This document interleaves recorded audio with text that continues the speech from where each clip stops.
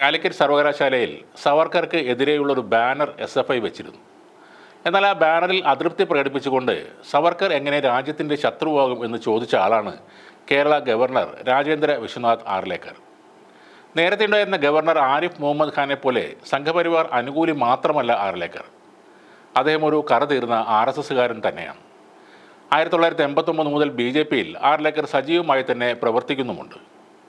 ഗോവയിലെ BJPയുടെ general secretary ആയിരുന്ന ആളാണ് അദ്ദേഹം. ഗോവ ഇൻഡസ്ട്രിയൽ ഡെവലപ്മെൻറ്റ് കോർപ്പറേഷൻ്റെ chairman, BJP south Goa president തുടങ്ങിയ പദവികളും അദ്ദേഹം വഹിച്ചിട്ടുണ്ട്.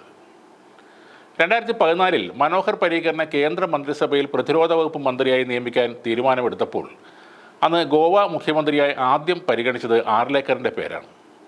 പിന്നീട് അവസാന ഘട്ടത്തിലാണ് ലക്ഷ്മികാന്ത് പർസേക്കറിനെ ഗോവൻ മുഖ്യമന്ത്രിയായി നിയമിച്ചത്. അതിനുശേഷം 2015 ഗോവ മന്ത്രിസഭയിൽ അഴിച്ചുപണികൾ നടത്തിയപ്പോൾ രാജേന്ദ്ര ആർലേക്കർ അവിടെ വനം പരിസ്ഥിതി മന്ത്രിയായി ചാർജ് എടുത്തു. 2021 ഹിമാചൽ പ്രദേശിൻ്റെ ഗവർണറായും 2023 ബീഹാറിൻ്റെ ഗവർണറായും അദ്ദേഹം നിയമിതനായി. അത് കഴിഞ്ഞാണ് കേരളത്തിലേക്ക് ആർലേക്കർ എത്തുന്നത്. തീർത്തും ഒരു 916 സംഘപരിവാറുകാരനായ ആർലേക്കറിനെ താനും സംഘടനയും ആരാധിക്കുന്ന വീരപരിവേഷം ചാർത്തിയിരിക്കുന്ന സവർക്കർ എന്ന വ്യക്തിക്കെതിരെയുള്ള SFIയുടെ ബാനർ കണ്ടാൽ തീർച്ചയായും കലികയറും. അതിൽ എഴുതിയിരിക്കുന്നത് "we need chancellor not Savarkar" എന്നാണ്.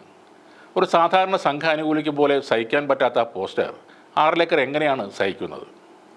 താൻ യൂണിവേഴ്സിറ്റി ഓഫീസിലേക്ക് പോകുമ്പോൾ ഈ സവർക്കർ പോസ്റ്റ് കണ്ടെന്നും സവർക്കർ എങ്ങനെയാണ് രാജ്യശത്രു ആകുന്നതെന്നും അദ്ദേഹം ചോദിക്കുന്നു.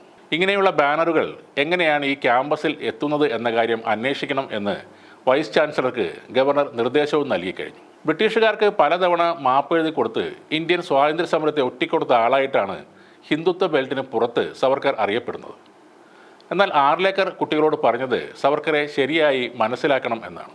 1948 ജനുവരി 30 RSകാരനായ നാഥുറാം ഗോഡ്സെയുടെ വെടിയേറ്റ് ഗാന്ധി കൊല്ലപ്പെട്ട ചരിത്രം ആർലേക്കർ അടക്കമുള്ള എല്ലാ ഇന്ത്യക്കാർക്കും അറിയാവുന്നതാണ്. ആ കുപ്രസിദ്ധമായ ഗാന്ധിവധത്തിലെ പ്രതികളിൽ ഒരാളായിരുന്നു ഈ പറഞ്ഞ സവർക്കർ. കൃത്യമായി പറഞ്ഞാൽ ഗാന്ധി വധക്കേസിലെ 7ാം പ്രതി. 1ാം പ്രതി ഗോഡ്സെ തന്നെയായിരുന്നു. നാരായണൻ ആപ്തെ ആയിരുന്നു 2ാം പ്രതി. നാഥുറാം ഗോഡ്സെയുടെ സഹോദരനായ ഗോപാൽ ഗോഡ്സെ ആയിരുന്നു 6ാം പ്രതി. ആ ലിസ്റ്റിൽ 7ാമതായാണ് സവർക്കറുടെ പേര് വരുന്നത്. സാങ്കേതിക സ്ഥിരീകരണം ഇല്ലെന്ന ഒരു കാരണം കൊണ്ടായിരുന്നു ശിക്ഷ ലഭിക്കാതെ പോയത്. സവർക്കറെ വെറുതെ വിട്ടതുമായി ബന്ധപ്പെട്ട് പ്രമുഖ വക്കീലായ അനിൽ നൗരിയ പറഞ്ഞത്, ഈ കേസിലെ മാപ്പുസാക്ഷിയായ ദിഗംബർ പറഞ്ഞത് ഈ സംഭവത്തിൽ സവർക്കർക്ക് ബന്ധമുണ്ട് എന്ന് തന്നെയാണ്. എന്നാൽ മാപ്പുസാക്ഷിയുടെ മൊഴിക്ക് സ്ഥിരീകരണം ഇല്ലാത്തതിനാൽ സവർക്കർ മോചിതനായി. ഗാന്ധിയെ വധിക്കാൻ ഗോഡ്സെ നടത്തിയ 2 യാത്രകൾക്ക് മുൻപും ഗോഡ്സെ സവർക്കറുമായി കൂടിക്കാഴ്ച നടത്തിയിരുന്നു. ഗോഡ്സെ ഉൾപ്പെടെ സവർക്കറിൻ്റെ എല്ലാ അനുയായികളും ശിക്ഷിക്കപ്പെട്ടപ്പോൾ സാങ്കേതിക സ്ഥിരീകരണമില്ലെന്ന ഒരൊറ്റ കാരണം കൊണ്ടാണ് സവർക്കർ രക്ഷപ്പെട്ടത്. സവർക്കറുടെ പദ്ധതി ഗോഡ്സെ നടപ്പാക്കി എന്ന് വേണമെങ്കിൽ പറയാം.